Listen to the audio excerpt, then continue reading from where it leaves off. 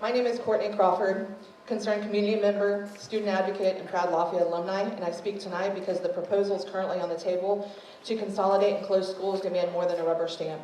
These are not just lines on a map or numbers in a spreadsheet. They are decisions that will uproot families, sever critical supports in underserved communities, and disproportionately harm our most vulnerable students and staff.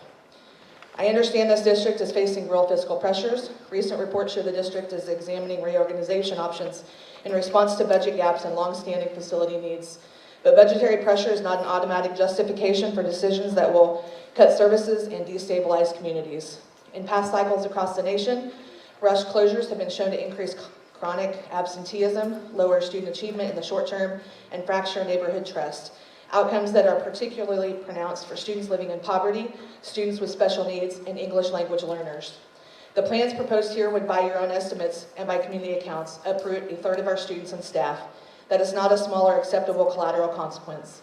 When buildings close, programs such as before and after school care, wraparound social services, specialized special education placements, and partnerships with community providers are often lost or become inaccessible because of distance or transportation gaps.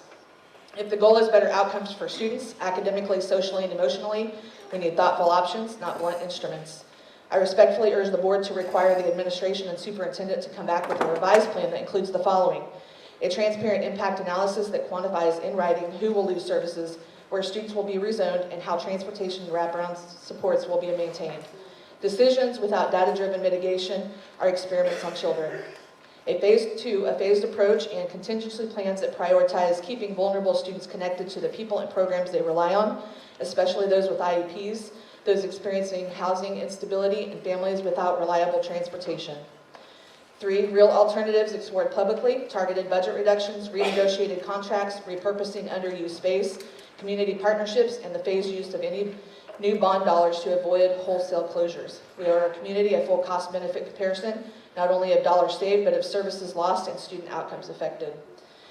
4, a genuine community engagement timeline that gives families, teachers, and service providers time to review, respond, and propose alternatives, with meetings scheduled at times parents can attend and clear public documentation of feedback. Board members, your role is to balance fiscal stewardship with stewardship of children's futures. Closing schools without ironclad plans to preserve services will deepen inequity and do lasting harm.